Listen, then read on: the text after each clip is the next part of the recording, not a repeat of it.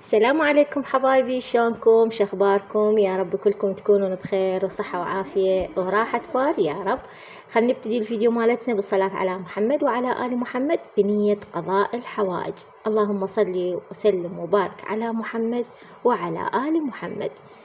طبعا أكيد عرفتوا أنا وين، اللي متابعني يعرف هذا المكان وين. طبعا هذا بيت أخويا بسماية.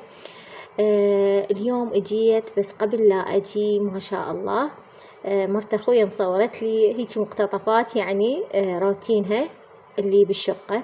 فقالت ما تأخرت، يعني أنا هواي عليهم، فقالت أكيد ما راح تلحقين لأن خومات طبين والشقة مهوسة، فنظفتها وصورت لك هذه المقتطفات.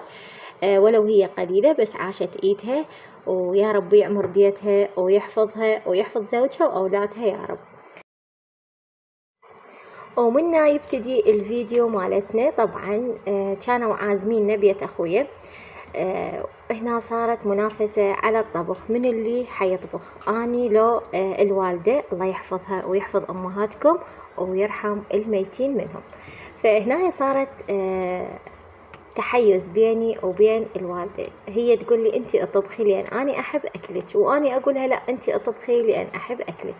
والله بنات بصراحة أنا يعني أحب أكل النسوان الكبار أمهاتنا، يعني أحس بيه طعم بيه عافية.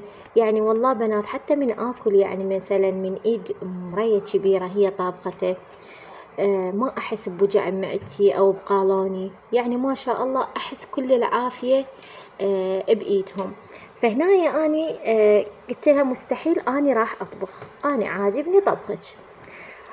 هنا بدت تطبخ. صح هي مو مثل طريقتي، بس بنات والله العظيم طعم كلش طيب. يعني قلت لكم ويمكن مجربين انتو أكل الأمهات، يعني خصوصا الكبار العمر، مو شرط أمهاتنا، هم بصورة عامة طبخ كبار العمر يصير بيه لذة. فهنا مثل ما شفتوا قطعت الدجاج، هذا كان دجاج يعني حي ذبح، وقطعته وخسلته. وبعدين هنا ثرمت البصل ثرم ناعم، وخلت الورق الغار والقرنفل والدارسين وحمستهم، يعني حمس بسيط ويا البصل. هنايا ورا ما صفت الدجاج من المي مالته حتى ما ينطي زفرة، بالمصفى صفته، ضافته بالجدر، وضافت عليه النومي بصرة. طبعا ما كسرته، مجرد ثقبت النومي بصرة وضافتهم. شوفوا هنا رشت له رشة من الهيل، وخلته يتعرق كل زين على نار مو ناصية حتى لا يذب الزفرة مالته، يعني نار شوية عالية. وضافت البهارات. هنا ما راح أحدد لكم نوع البهارات اللي ضافتها، لأن قالت أي بهارات تقدرون تضيفوها، بس هي ضافت شوية من الكركم، لا مو شوية يعني زين على قياس الكمية اللي مسويتها. كركم وكاري وبهارات مال الدجاج هماتين. طبعا ما قلبته ويا الدجاج، بس قبغته خلته يتعرق. فقلت لها ليش يعني احنا المعتادين عليه من نضيف البهارات او التوابل نحمسها ويا الدجاج، يعني بالجدر، ونقبغه ونخليه يتعرق، او من هذه السوالف بنات.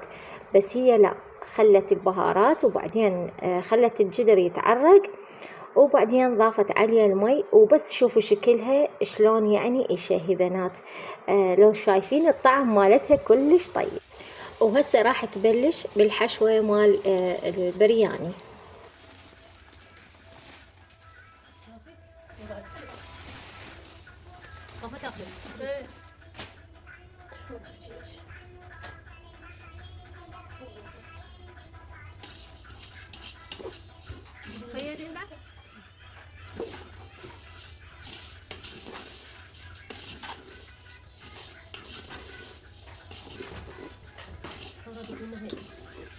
ومثل ما شفتوا بنات بدت تقلب الشعرية على النار، طبعا أبد ما تركتها حتى كلها تصير نفس اللون.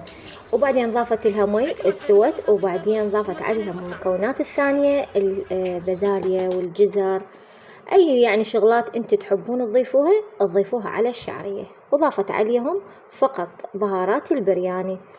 هنا بنات سوت التمن، ما سوته يعني تصفى أو بزل، سوته تطبيق. ضافت الهيل والملح، وضافت عليه أيضا الدارسين، أعواد الدارسين. فقط هاي الإضافات ضافتهم وخلته على النار إلى أن يعني نشف المي مالته وخلته يتهدر. فشوفوا كمية المي بنات بس مجرد تغطيه، ما شاء الله عليها. يعني هي أي كمية ما تمن تقدر تسويها حتى لو هواية، تعرف القياس المي اللي تضيفه على التمن. وهنا الحشوة صارت تجنن بنات، يعني رغم ما بيها توابل هواية وما خلينا يعني ما خلت وياها فلفل أسود حار، كان البهارات البرياني كانت شوية باردة، لأن هواية يعني بالبيت عندهم قولون وحساسية من البهارات فما ضافت هواية.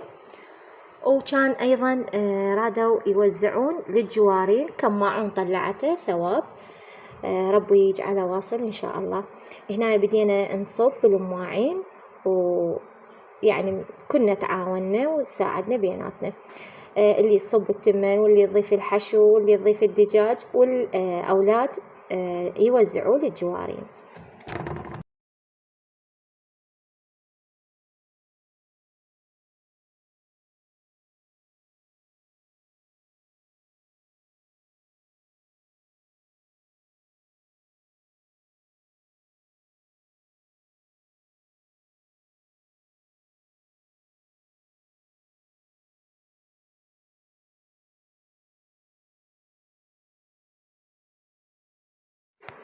وهنا كان غدانا، ربي يزيده ويديم النعمة ويشبع كل جوعان يا رب آمين.